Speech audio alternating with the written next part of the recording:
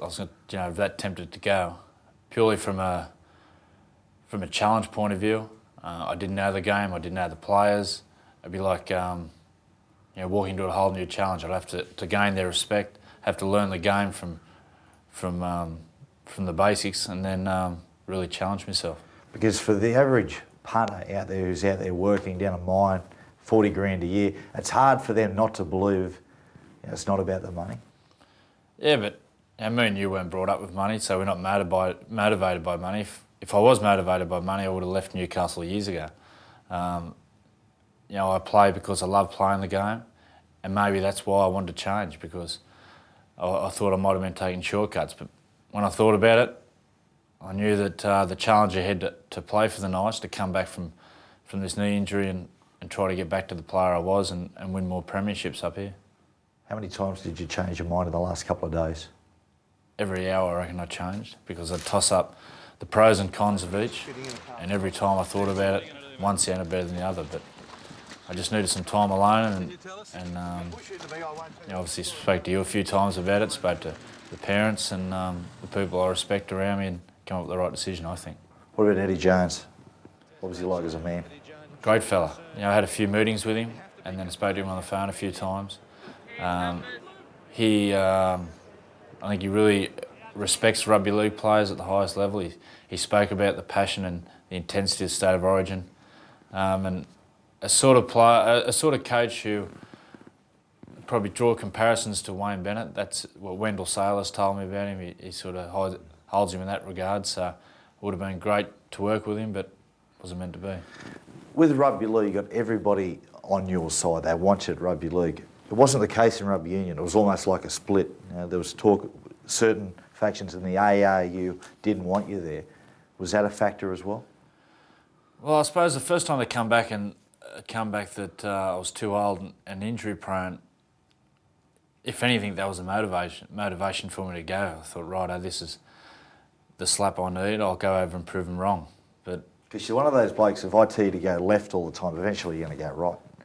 I'd much prefer, I suppose, from a motivational point of view, for someone to bag me rather than wrap me up, because it gives you that burn your bonnet, and I'll get my back up and work harder. So in a way, I'm saying that maybe I was too old and injury prone was what really attracted me to going. Jay, what about your teammates? Danny Badeiras, Mark Hughes, Matty Gilly. What did they say to you when you told them you were going to stay? Probably they're the main reason I stayed. The mateship's the best thing in the world, and we play together on the field. We all knock around together. When I spoke to them the week leading up to the decision, they were all positive and said, if you do change, we'll come down and watch you. We'll support you all the way. I think the supporters would have supported you as well. They would have got the bus loads down to the Waratahs game. I think a few people would have went down and watched. I think there would have been a lot of interest in it, but I think all the supporters were wishing I'd stay. We were brought up in a culture that was hardcore rugby league. Grandfather's a rugby league player, Dad was a rugby league player. It's been part of our life forever. Was that the hardest thing to pull away from? Yeah, definitely. I'd like to think myself as a fairly loyal sort of person, and not only being loyal to the Knights, but loyal to the game. Everything I've gotten in my life has contributed from rugby league, and I suppose when I thought about that, there was only one way I could go. Were you afraid of burning bridges by leaving rugby league? Definitely. Definitely that, maybe if I changed the union, that if my body didn't hold up, then all the good work I've done in rugby league could have been all undone. So that was a big deterrent, but also that's what attracted to me. It was the opportunity to go over and work with players I never worked before with, and I suppose work that hard to gain their respect. What were they saying to you in the streets when you walk past them? Because they're pretty parochial up here. I didn't spend too much time up here. I was down in Sydney, but everyone was just really positive in what they were saying. They were saying, whatever you do, it's your decision, and I respect people for that. It's a great town to play rugby league, Joe. You must feel like you're in front of 20,000 people every home game. You're the golden-haired boy. How does it make you feel? Yeah, sometimes it can work both ways, but I just can't wait next year to play in front of that new stadium that's going to be built. I like to think that the team of the past 10 years has built that stadium with the style of footy we've played and the success we've had. So next year running out in front of probably a capacity crowd with the whole new stadium out there, it's probably something that's going to drive me all off-season.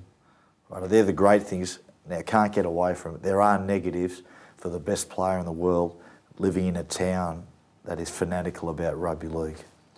Yeah, you can't get away from it. It is a fishbowl.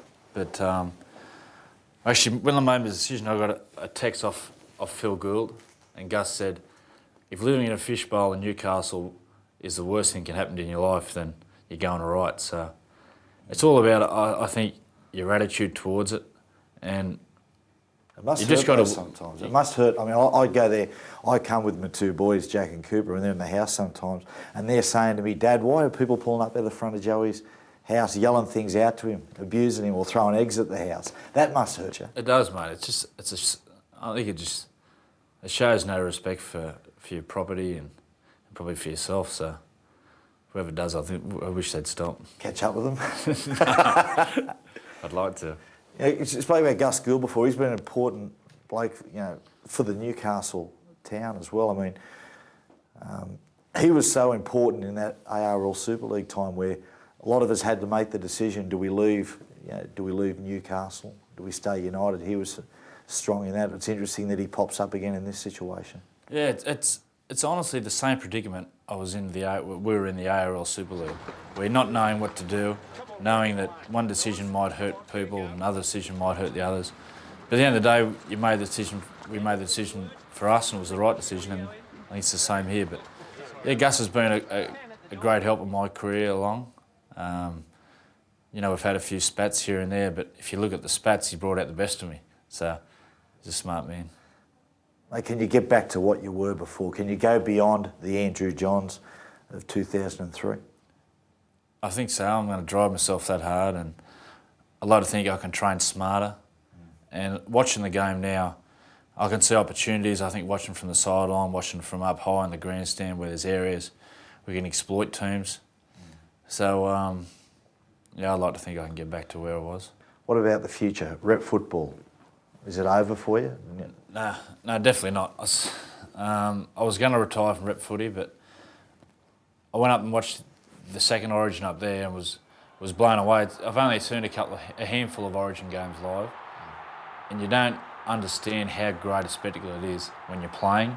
You get caught up in the moment so much that you don't realise how special it was. And I was sitting with Ben Ike, and I thought, you could bring anyone from around the world who wouldn't even know about rugby league, sit them in on a State of Origin game, and they'd be blown away by it.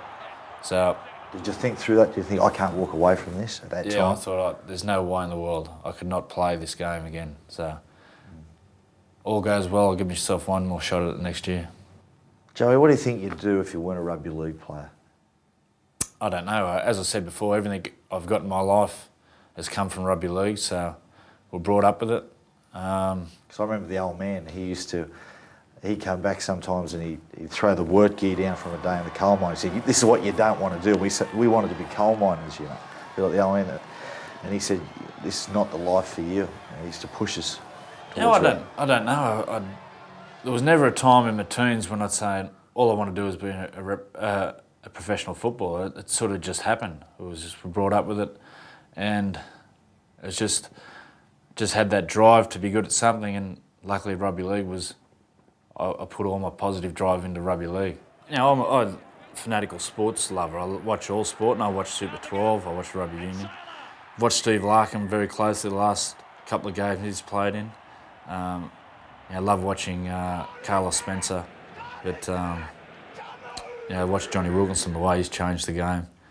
He's a special player. Got a good idea. I reckon we should get Johnny Wilkinson and get the Broncos to sign him, bring him to our game. Well, I think he'd be successful for sure. I think a lot of sportsmen, whatever they try their hand at, the real elite sportsmen would make it in any sport. And he's a great kicker of the ball, but I think what people underestimate is his toughness. He rips in defence, and he'd be a great addition to our game. Let's dream for a second. You come up against Johnny Wilkinson, and you've watched plenty of him. You'd have been analysing the way he played. How would you play Johnny Wilkinson if you came up against each other?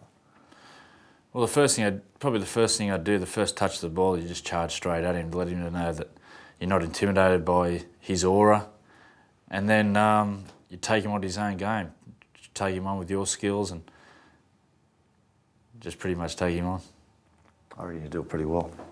I don't know. I think I'd back you, actually. You never know, Matty.